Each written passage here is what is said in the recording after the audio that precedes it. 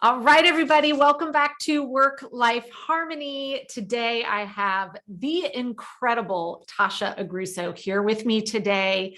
The head of all things, the way I know her, is the amazing head of all things Beautiful Home, Beautiful Life Summit. And so since it is about to happen, and I'm always a heavy participant in there, I asked you probably 6 months ago, like, save room for me so I can get you on the podcast, because everybody to hear about this and to hear just some of your nuggets. So Tasha, why don't you go ahead, introduce yourself, tell everyone about the amazing business that you run, and then we will jump in. Well, thank you so much for having me. It's always a pleasure to chat with you. Again, my name is Tasha Agruso. I am the founder and owner of Kaleidoscope Living, which is a popular home decor and DIY site. I share doable DIYs, and then tips for how to create a home you love, regardless of your budget. There's something for everyone on my site, because when my husband and I first started in this DIY and home decor journey, more than 20 years ago, we had a very tight budget. And while that has changed over time, I still love to save money. So there's nothing that feels better, right? Than you look at something and you're like, yeah, I did that for like nothing.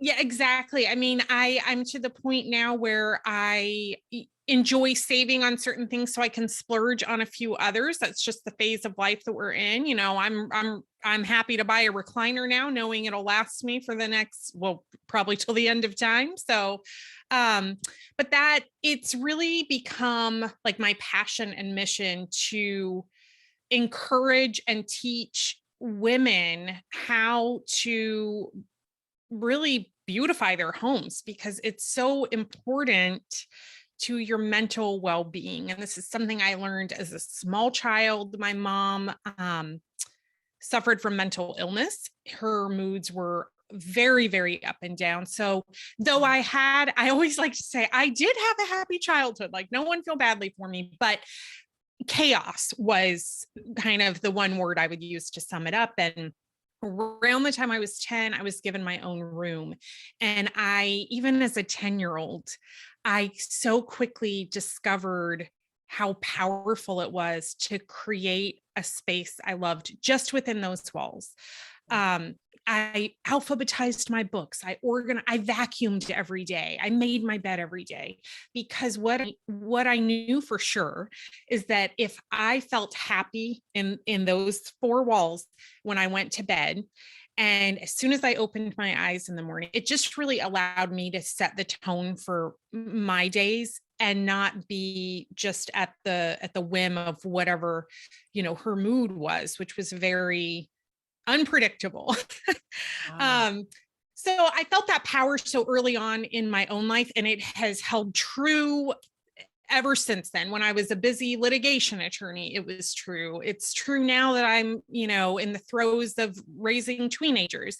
And so that's really why I feel so passionately about encouraging other people to give themselves permission to make their home a priority. It's not materialistic.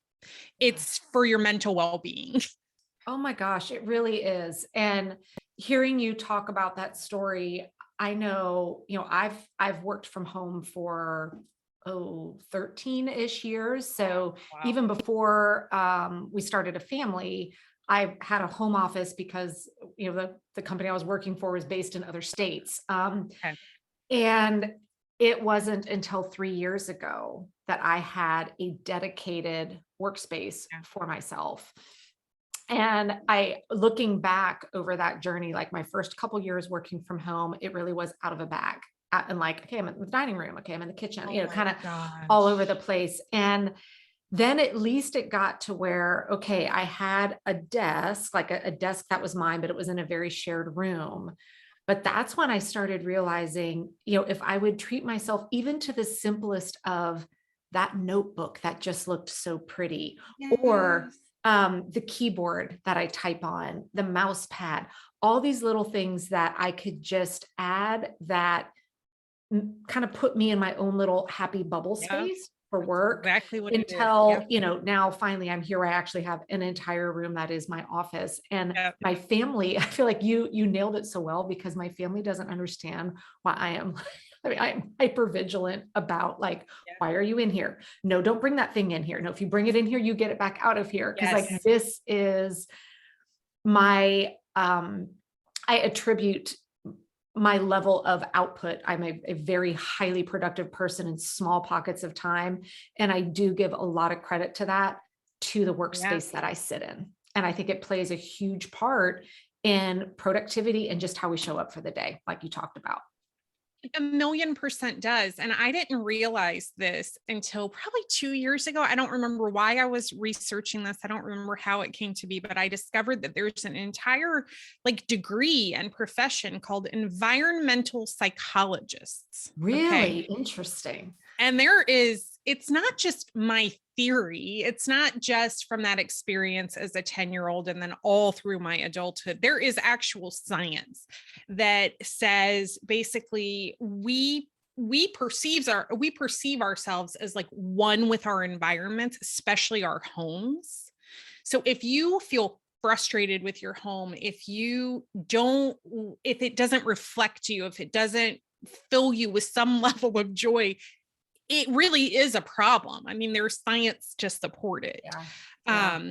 So it's not your imagination. It's science. It always comes back to that, right? Now, I did not tell you I was going to ask you this question. So I'm putting you on the spot because I know this is something Sure. I've struggled with at home. Mhm. Any tips for if you and your significant other struggle to agree on what we think looks nice? Because I will tell you, like merging, my husband and I each had our own home before we got married. We got married later in life, and merging our households together. He pretty much would like to live in all browns and dark greens, Yeah. and kind of more dark, right? And I'm Yeah. give me all the color, give me the flowers, give me the. Yeah. And so, I Yes. mean, we laugh. We have one huge bare wall still in our living room now for 3 years because we can't agree on a piece of art to put on this thing. So would love to hear tips and strategies on meshing two very different styles together to create a Yes. space Okay. everybody could love. Yes, I am excited to answer that question, not because I think I have the end all be all solution, but because you're not alone. I mean, I think people assume that because this is my job, that I get to do whatever I want in my house with no regard to what Joe likes. And that I tell people, I laugh when people say that because I'm like, that could not be further from the truth.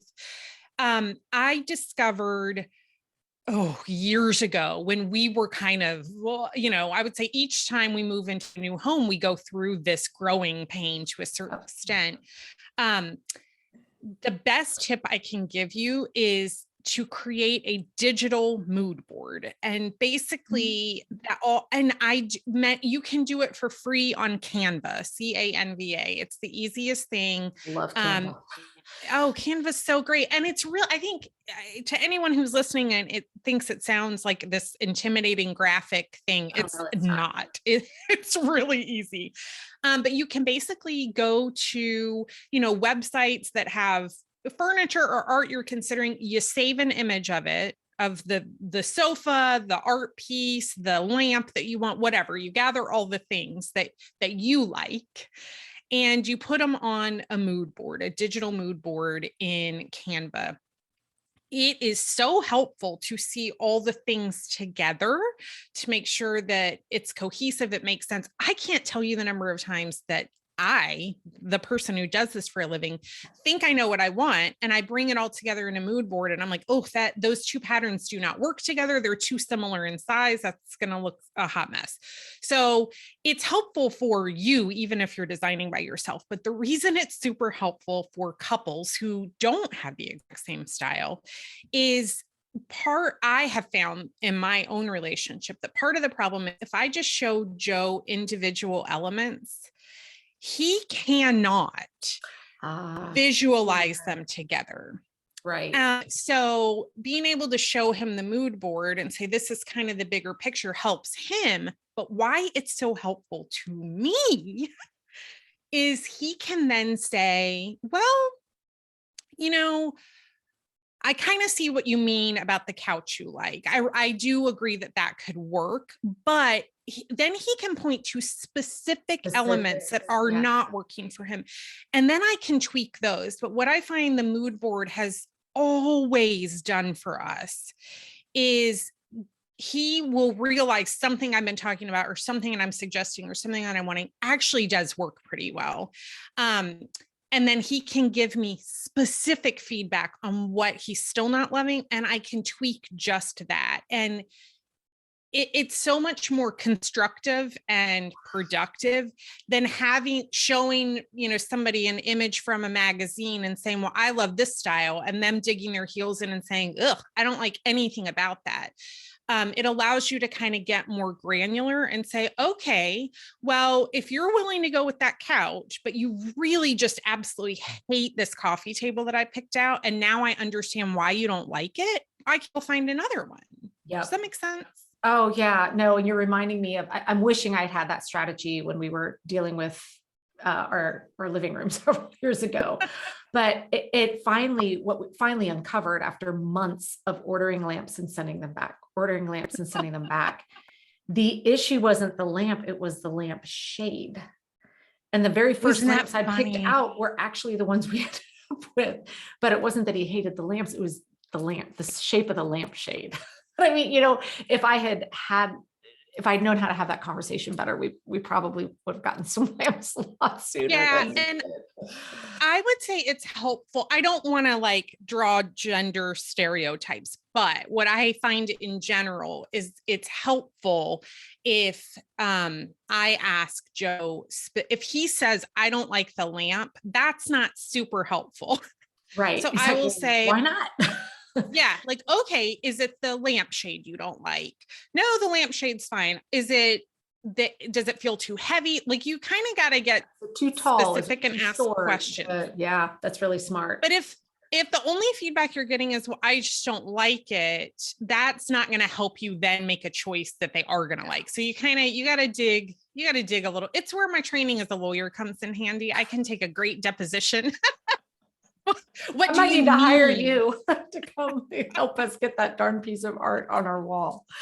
Now, if any of our listeners are familiar with Kaleidoscope Living, they already know this, but in case they are not, I don't think that you have tooted your own horn enough. Where are all of the bazillion places that you have been featured? Because it's pretty much everywhere.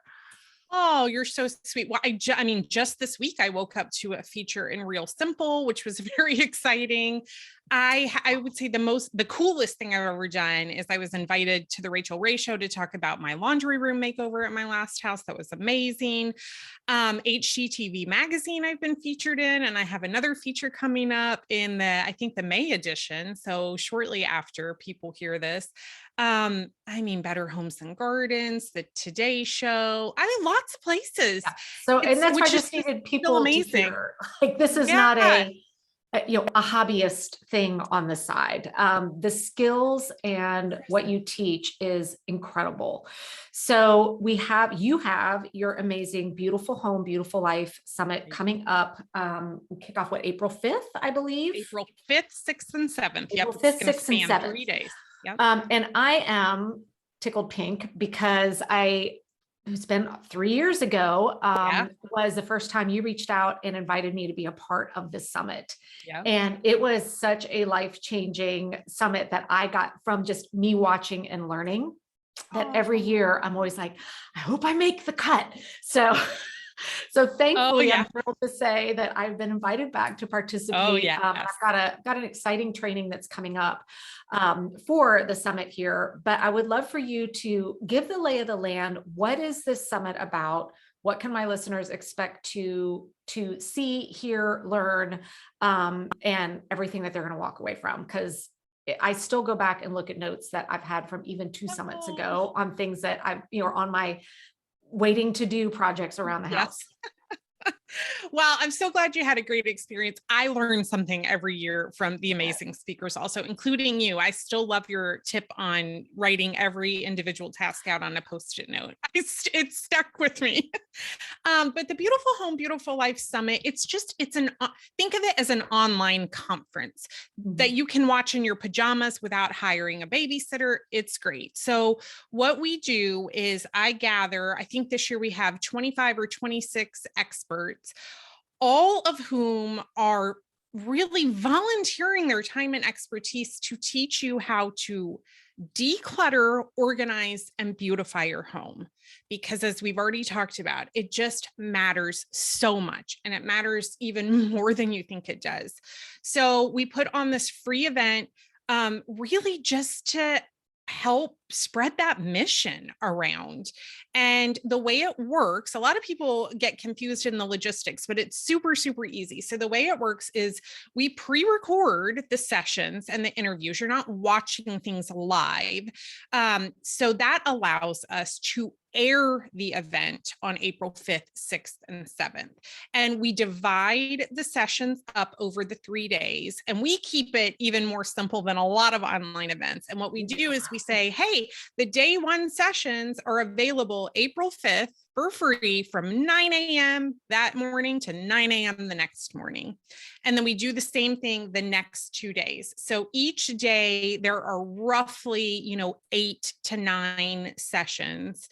And you can pick and choose what interests you. We don't, no one expects somebody to sit there and watch all night. You might, I think that's amazing if you or do, being but forced to, oh, that's the one I really wanted, and it's the 1 hour I yes. can't be there live, which is why Exactly, I love the way which is why we don't do it that way, because it makes it harder for people to tune in, as opposed to just saying, look, from 9 a.m. to 9 a.m. you please watch it whenever you want, pick whatever you want to watch. So that's what we do. We also do historically, and are planning to this year, offer a pop-up Facebook group to go along with it. That's where the live interaction happens. That's where you pop. Yeah, it's a hopping group. That's where you pop in. You connect with other women who are watching the sessions. I love it when people share their favorite tips that they've gotten from speakers. Speakers hang out in there. I answer questions in there. We offer giveaways. We usually get some pretty amazing things from companies like Hoover, and I mean, we've given away some. Yeah, your gifts are legit. They are. Yeah. I hope like, dang, I don't want to be a speaker because I want to win the good stuff. It's funny. I want people to come and just, decide to give themselves permission to make their home a priority and tune in for the amazing expertise that's shared. But honestly, even if somebody only showed up to get on the giveaways, I would understand, because they're really, really good. Yeah. And one of the things that I think makes this summit different than just some other, decluttering or strictly organizational events is that combination of the decluttering, but the beautification aspect of it. Well, because yeah. I mean, having things decluttered is nice. And I've always had a fairly well, not always. Back when I was a girl, I was a hoarder, but in my later adult life now, I mean, my husband and I both are good about the lack of clutter, but the piece that was missing for us for so long was that beautification aspect of it. And so the fact that you're bringing the both together, and you talked about there are some really simple DIY things, because I find for me there's nothing more frustrating. No disrespect to Martha Stewart, but when I would see a project she would do, I'm like, oh, I can do that. Well, by the time the list of supplies was done and I saw how long it was going to take, I'm like, so I'm going to spend $800 and it's going to take me 7 hours to build that wreath. Like, I'm out. I'd rather just buy one. Yeah. Yeah, exactly. Just go get one with a coupon at Michael's. And so that's why I really love a lot of the projects that are shared in this summit. Is they really are affordable, and they're not going to take you. They're achievable. You don't. And this year in particular, with us introducing like DIY tutorial videos, the one thing that I made sure all the speakers were clear on and understood is these need to be doable for any skill level, including like no skill level. So that'll be exciting to see. but to get back to what you were saying, yes, we do cover the topics of decluttering, organizing, and decorating, because I would love nothing more than to just focus on decorating all the time. But it's something I say in Designer in a Binder, and I mean it. And when we first envisioned or came up with the concept for this summit, I said the first thing that people have to learn in the summit is how to declutter, because you cannot effectively organize or decorate your home unless you have decluttered. I say all the time, a cluttered room is never going to be a beautiful room. It doesn't matter how hard you try. It doesn't matter how much beautiful artwork you have. It doesn't matter how many amazing throw pillows you have found. All those decor elements might be perfect for your home, but if you just bring them into a room that you haven't taken the time to declutter, you're not going to be happy. And I find the same thing with organizing. If you have too much stuff, you can't effectively organize it. You just can't. So that's why we start with declutter. We also have some experts that focus on then organizing, and then you get to do what most people consider the fun part, which is decorate. But the reason I don't teach decorating or design in a vacuum is because no one would be happy with the results if they just jumped straight to the decorating part. So no, it's just, I love the way it's laid out. And I'm excited because this year I'm giving kind of two little tidbits in the summit. So the first one I'm going to be doing is, it's kind of in alignment with a project I'm on right now, but really teaching people before the summit starts, like, there's going to be a lot of great information out there. And I'm going to be sharing some strategies on anytime I'm a part of an online event, how I set myself up for success, to prioritize the talks I'm going to, and then how I actually take notes in a very systematic way and then reorganize them at the end. So that, because there's nothing more frustrating as a summit producer, as you know, you put all of this in and everyone loves it, but then no one ever does anything with the information. So I'm going to be helping people do that. And then I'm going to be doing a really deep dive on how people can use Trello to plan, manage, and execute some of the either decluttering, organization, or decorating projects that they choose to embark on after coming to the summit as well. So of course, I'm always going to geek out on that. Let's plan and organize and get it on our calendar. I love it. But it's when you put the two together, you know, you can actually leave the summit and be like, okay, now I'm going to actually get into action and do some of these things that I'm learning.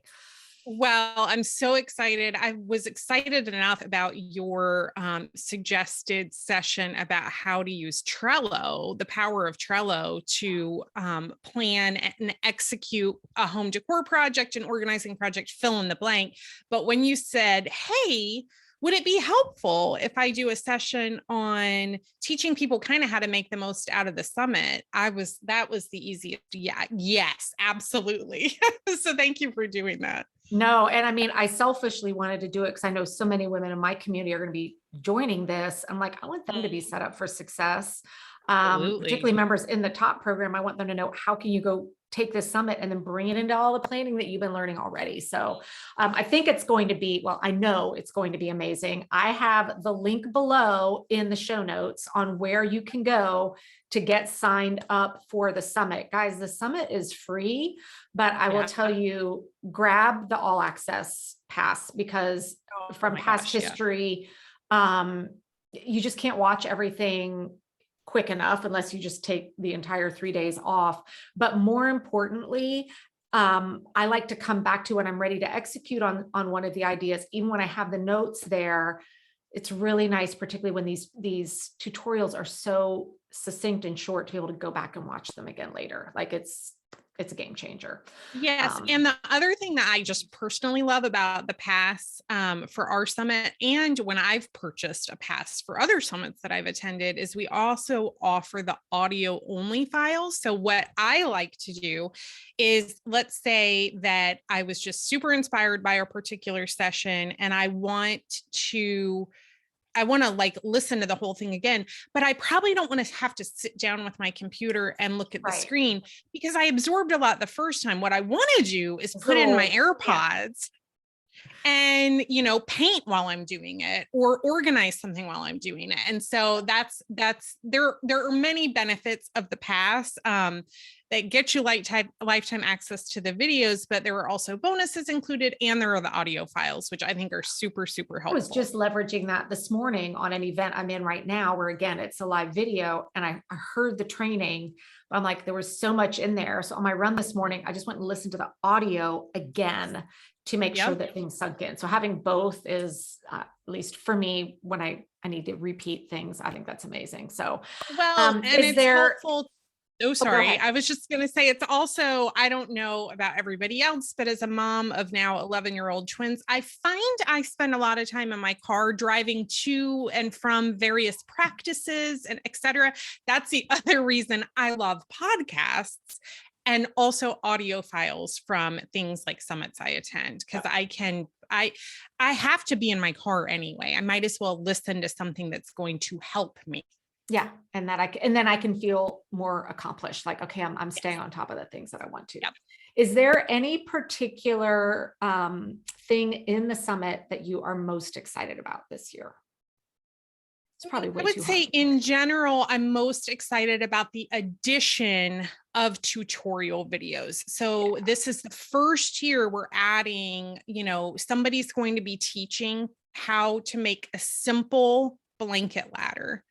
And if you've never picked up a power tool and think you are completely incapable of it, you would be able to complete this project. So I think that's really exciting. I think it's going to feel empowering for people. And then otherwise, what I love the most, and something that I really try hard to do, is bring people like you, and I'm your type. I am your person. I like organizing. I like feeling productive. Like, those things fill me with joy. And you're the perfect person to teach me how to do that, right? And the podcast listeners, no doubt, have found you for that reason. But there's a lot of people in the world who don't like it. Yeah. It doesn't fill them with joy, and they aren't as able to learn from people like you or me who have not ever really super struggled with it. And so we have experts on both sides of things, where, we have the Megans. I'm going to just call you type A. I know some people don't like that. It's so funny because I am now, but I wasn't. Yes. Really? Oh, that's interesting. I cannot imagine. Yeah. But so we have some people who are teaching things like, reality-based decluttering, even if you have never succeeded with decluttering. I've never struggled with it, but there are people who do. And so we really have something for everyone. And that's something I'm really proud of. Yeah. And you do every year. It's interesting for me when I'm in that Facebook group and seeing the conversations that women are having, of seeing there are people there at every stage of their journey with their houses. So do not feel like there's going to be any shaming or, I'm so far gone, I can't get anything out of it. You absolutely can. And I don't show up in repeat events unless I think they're as amazing as this as well. You guys know you don't hear me promote too many events that often, but this is one that, I was bugging you last fall. Like, do you have the dates yet? Cause I got to make sure I'm not planning trips. Like, I am in it to be a part of this, cause it's an amazing event. I'm grateful because it's become this amazing event because we have committed speakers and experts like you who are just generous with their knowledge and just genuinely want to see other people succeed. And that's what all of our speakers have in common. And when you have that kind of, when you have those many cheerleaders, just, selflessly sharing what they know and cheering you on, it's really, really, really amazing and powerful. Yeah, it's going to be so good. All right, everybody, if you have not signed up yet, grab the link below, get registered for the Beautiful Home, Beautiful Life Summit. I guarantee you are going to absolutely love it. And Tasha, your time is so valuable. Thank you for reserving this time to come on here and chat with me today. Oh, thank you so much for having me, Megan.